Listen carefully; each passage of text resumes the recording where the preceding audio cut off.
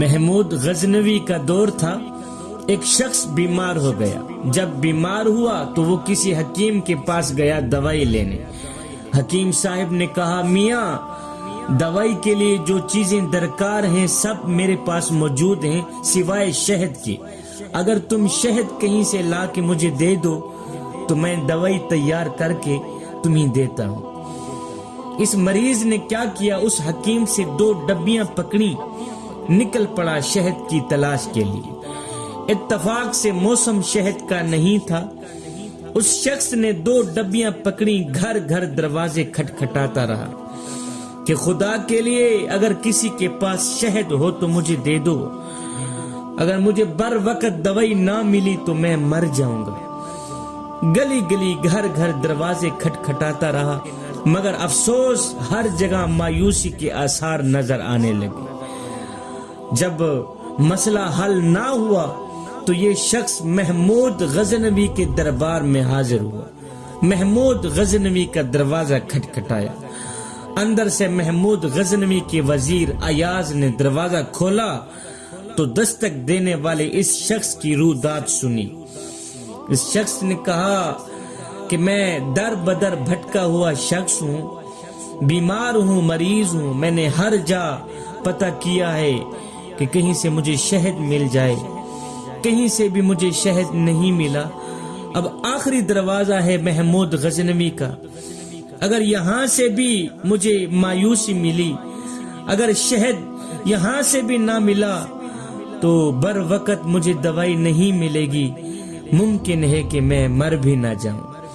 خدا کے لیے تمہارے پاس کوئی تھوڑی سی شہد ہو تو مجھے دے دو, میں تمہارے حق میں ساری زندگی دعائیں کرتا رہوں گا اور میں تمہارا یہ احسان کبھی نہیں بھولوں گا. ایاز نے اس شخص سے وہ 2 ڈبیاں لے لی, کہا یہاں رکو, میں بادشاہ سے پوچھ کے آتا ہوں. ایاز وہ ڈبیاں لے کر بادشاہ کے سامنے حاضر ہوا. عرض کی بادشاہ سلامت, ایک سائل آیا ہے, اس کو شہد کی اشد ضرورت ہے. بادشاہ نے وہ ڈبیاں لے کر سائیڈ پہ رکھ دی. وہ جو اس شخص نے 2 ڈبیاں اٹھا رکھی تھی, بادشاہ نے ایاز سے وہ 2 ڈبیاں لے لی, ایک سائیڈ پہ رکھ دی.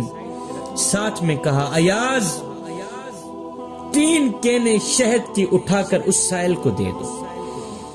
شہد کے 3 کینے اٹھا کر اس سائل کو دے دو. ایاز نے کہا بادشاہ سلامت, اس کو تو تھوڑی سی شہد چاہیے, اس کو تو 2 ڈبیوں جتنی شہد چاہیے, اور آپ 3 کینے کیوں دے رہے ہیں؟ بادشاہ نے آگے جو جواب دیا وہ سونے کی تختی پہ لکھنے والا جواب ہے. بادشاہ نے کہا ایاز وہ مزدور آدمی ہے, اس نے اپنی حیثیت کے مطابق مانگا ہے, اور ہم بادشاہ لوگ ہیں, ہم اپنی حیثیت کے مطابق دیں گے. ایاز وہ غریب آدمی ہے, وہ مزدور آدمی, اس نے اپنی حیثیت کے مطابق مانگا ہے, اور ہم بادشاہ لوگ ہیں, بڑے لوگ ہیں, ہم اپنی حیثیت کے مطابق بڑا کچھ دیں گے. مولانا روم فرماتے ہیں آپ اللہ پاک سے اپنی حیثیت کے مطابق مانگے, وہ اپنی شان کے مطابق عطا کرے گا.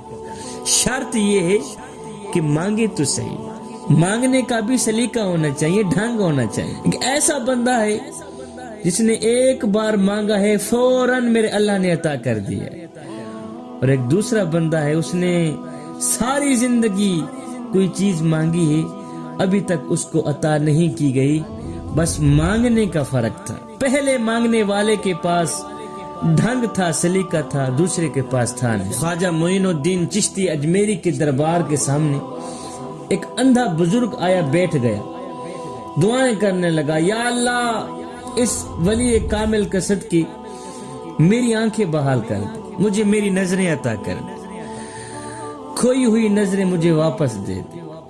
10 سال دعائیں کرتا رہا, 10 سال دعائیں کرتا رہا کہ یا اللہ مجھے میری نظریں واپس لوٹا دے.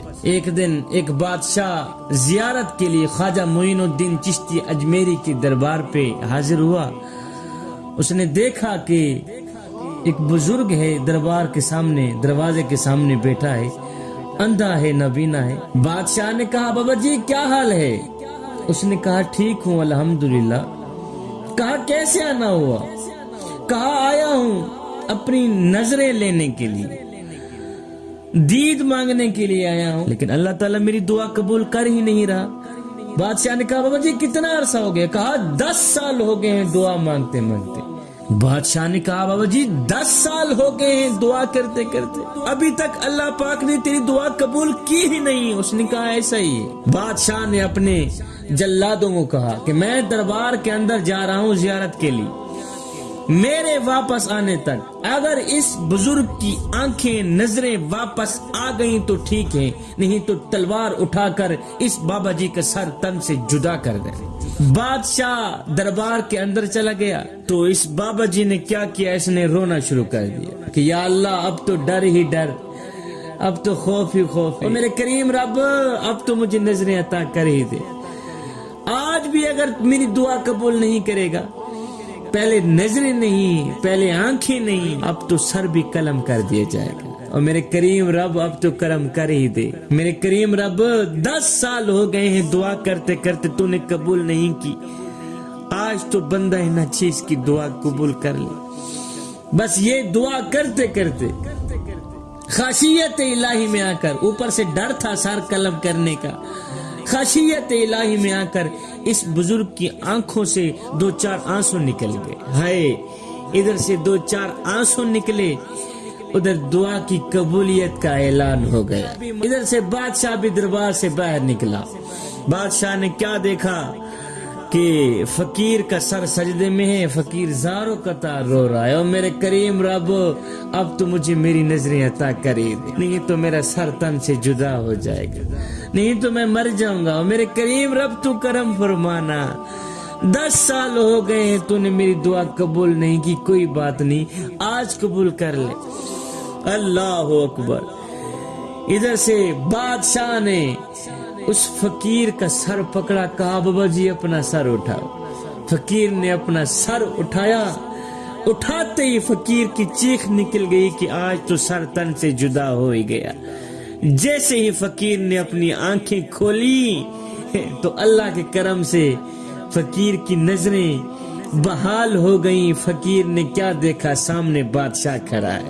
اللہ کے کرم سے، اللہ کی عطا سے نظریں بحال ہو گئی. کیا دیکھتا ہے، سامنے بادشاہ کھڑا ہے. بادشاہ نے کہا بابا جی 10 سال ہو گئے ہیں تجھے دعا کرتے کرتے، لیکن افسوس تو 10 سال دعائیں تو کرتا رہا لیکن اپنی آنکھوں سے آنسو کبھی نہیں بہائے تھے.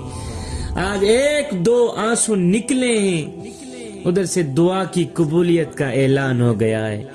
کاش کہ پہلے دن بھی آ کر رو رو کے دعا کرتا کہ یا اللہ مجھے میری بینائی عطا کر دے، اور تیری آنکھوں سے نکلا آنسو زمین پہ بعد میں جاتا، اللہ تیری پہلے سن لیتا.